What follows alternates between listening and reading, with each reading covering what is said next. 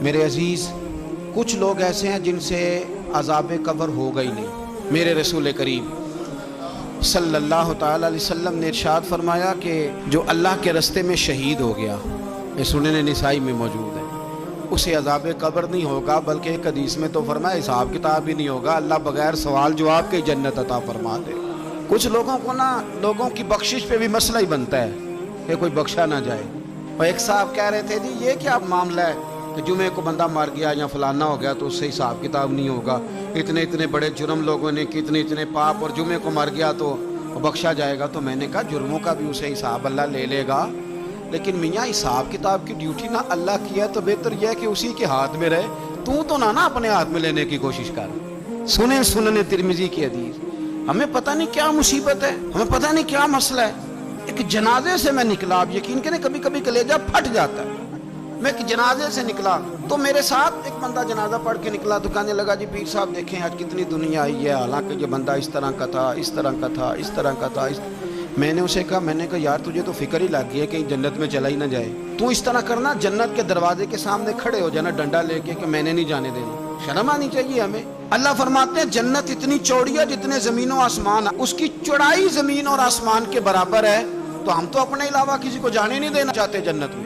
اور بس کریں، جنت خدا کا فضل ہے، اور اللہ فرماتے ہیں میرا فضل میں جسے چاہتا ہوں عطا کرتا ہوں۔ یہ سنن ترمذی کی حدیث، اور اس کے راوی حضرت عبداللہ ابن عمر رضی اللہ تعالیٰ عنہ، نبی پاک علیہ السلام نے فرمایا جو مسلمان جمعے کے دن یا جمعے کی رات کو فوت ہو اس کو اللہ تعالیٰ قبر کی آزمائش سے محفوظ رکھتا ہے۔ جو جمعے کی رات فوت ہو جائے یا جمعے والے، یعنی جمعے رات اور جمعے کی درمیانی رات چلا جائے یا جمعے والے، تو اللہ اسے عذاب قبر سے۔ تو میرے عزیز، جو بندہ شہید ہو اس سے عذاب قبر نہیں ہوتا، جو آدمی جمعے کے دن یا جمعے کی رات چلا جائے اسے بھی عذاب قبر نہیں ہوتا۔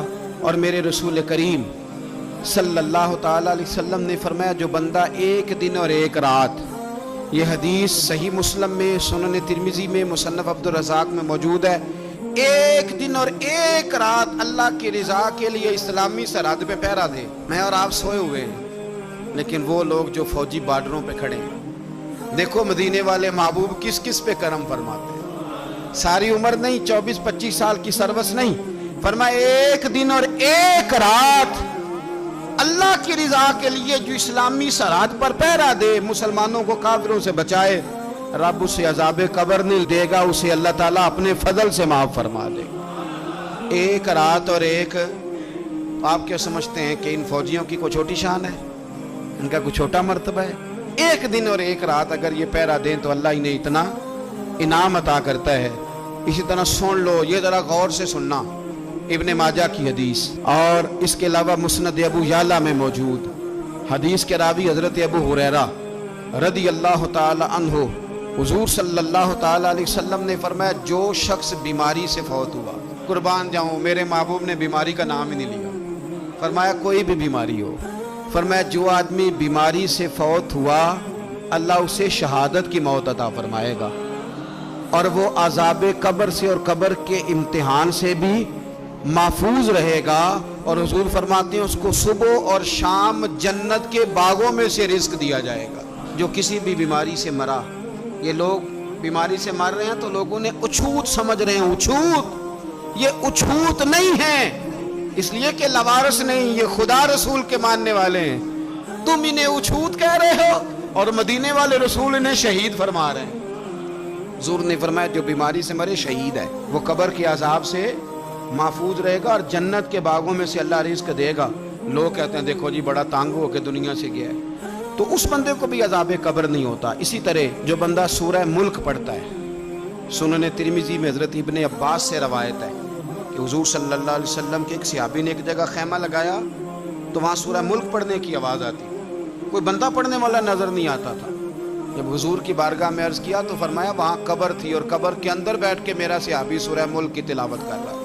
اگر ہمیں خسرہ نمبر یاد ہو جاتا ہے نا اپنی جگہ کا، اور ہمیں پتہ ہوتا ہے کہ میرے والا حصہ کتنے کروڑ کا ہے، اگر ساری کہانیاں ہمیں یاد ہوتی ہیں تو سورہ ملک بھی ہمیں یاد ہو سکتی ہے۔ موبائل پہ اس کو ریکارڈ کر لیں، پھر اس کو سنیں، کبھی بھی سورہ ملک میں، اور ہمارے سلسلہ عالیہ میں تو سورہ ملک وظیفہ ہے، ہمارے الوظیفۃ الکریمہ میں اعلیٰ حضرت نے لکھا ہے کہ رات کو سورہ ملک اور سورہ یاسین کے بغیر سونا نہیں۔